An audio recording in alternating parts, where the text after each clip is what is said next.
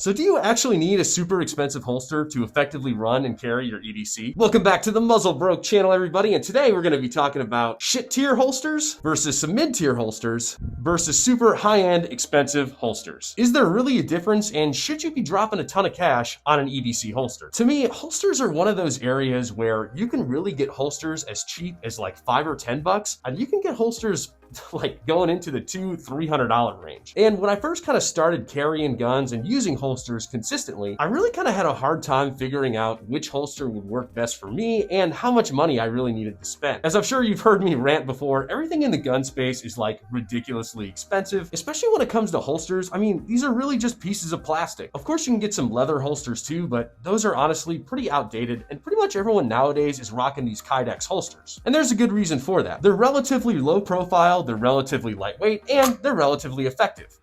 We use these holsters to rock inside or outside the waistband, protect our trigger so we're not getting any negligent discharges, and be able to use and carry our weapon system effectively. But again, it's very easy to get lost in the sauce in kind of picking out a holster brand because you're going to hear a ton of differing opinions on the internet. Of course, my opinion is going to be no different than the other jackasses you listen to, but I'm trying to help your wallet and give a little bit of a different perspective to the holster market. And that's why today we're going over holsters that encompass the entire price spectrum and kind of giving you my thoughts on the cheapest holster I have and the most expensive holster I have. Let's start with the cheapest of the cheap. The weapon that I'm rocking in this holster is going to be the Taurus G2C, which is a cheap little gun, so I figured it needed a cheap little holster. So I actually got this holster on Temu for $2.50. So obviously you don't absolutely need to spend a ton of money to have a holster. Now, is this going to be the best quality holster? That's a different story. The short answer is this is not the best holster.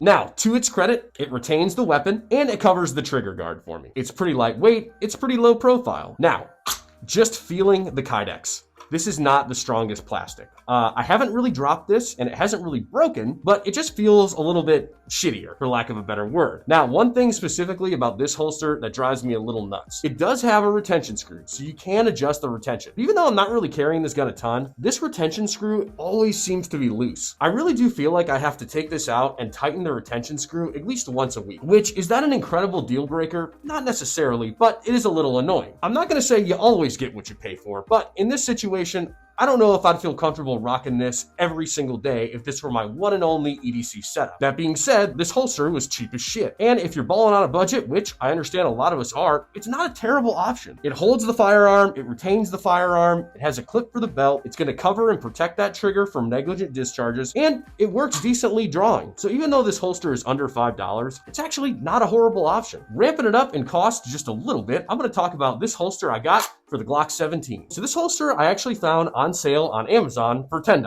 So again, another incredibly cheap option. Now, as we step up in price, I do think we step up a little bit in quality. We're still getting a fairly slim, lightweight Kydex holster that has 2 retention screws this time, still the same plastic belt clip, and one that protects our trigger. I actually carry this holster all the time, and I have no problems with it. When we're comparing it to that cheaper Taurus G2C holster, this plastic feels a little bit more solid and stable, and I only had to adjust these retention screws once. Now, I do carry this gun in this holster fairly frequently, and I really had no issues with it. It definitely locks in the gun. It's really easy to draw from. The retention screws have stayed in place, and overall, I don't really have any complaints about it. Now, this holster does not allow me to use a flashlight or an optic.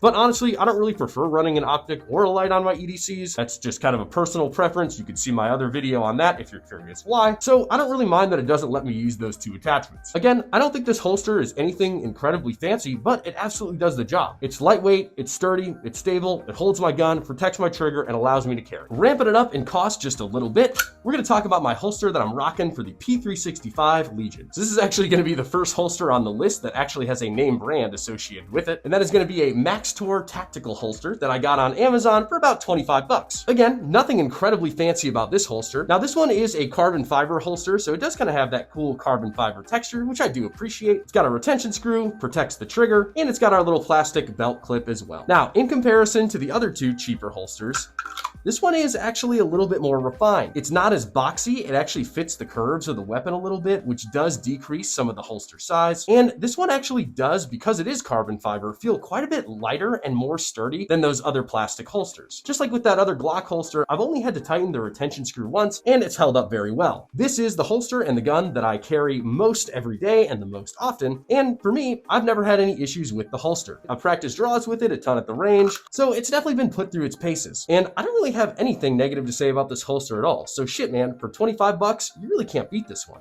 Again, there's no cutout for an optic, and there's no ability for me to add a light, but to be honest, that's my preference, so I don't really care. When we're comparing these three holsters, the $2.50 Taurus holster, the $10 Glock holster, or the $25 P365 holster, I definitely prefer the P365 holster. It was only 25 bucks. It seems to be the most lightweight and streamlined and stable. Now, let's talk about the most expensive and, to be incredibly honest, my least favorite holster that I have in the collection. So this guy is gonna be the Tier 1 MSP holster. Now, the one cool thing about this holster is that it actually fits the weapon light and not the weapon. So the MSP by Tier 1 actually fits the Surefire X300 weapon light. The cool thing about that is I can use this weapon light on something like this, the P226 Zev, and put it in the holster, or I could switch this over to something like my Glock 17 and use the same holster as well. So kind of a cool feature. Now, like with anything in life, this of course does have its drawbacks. The biggest drawback is just gonna be the cost. I mean, I think I spent $130 on this holster. This is one of the first holsters I bought, and to be honest, I wasn't the best informed. My thought process was, well, I already have the Surefire X300, so whenever I get a new gun, I can just switch that Surefire over to the new weapon and use it in this holster. Which, to be fair, you can, but there are some pretty big drawbacks. And the biggest one is just gonna be the size and the fit. So because this holster fits the light and not the weapon, there's actually a ton of extra room inside the holster when you're putting different guns in it. As you can see on this Glock 17, there's a ton of extra room up top and a ton of extra room on the sides. So although it does hold this weapon and protect the trigger, I'm actually getting a holster that's much bigger than it needs to be. Not to say you can't carry something like this, but for me, I find this holster incredibly big, bulky, and uncomfortable. And a lot of that is because I'm used to carrying something a little bit more slim and compact. When we're comparing the Glock 17 holster and the Tier 1 MSP, I mean, you can obviously see the MSP holster is quite a bit bigger, heavier, and that's going to be a lot more uncomfortable. Aside from the uncomfort and size increase, this holster actually doesn't work in every weapon system. Again, we're going to use our P226 Zev for an example. We're going to put it in this holster all the way as far as it can go, and I can actually still actuate the trigger while this gun is holstered.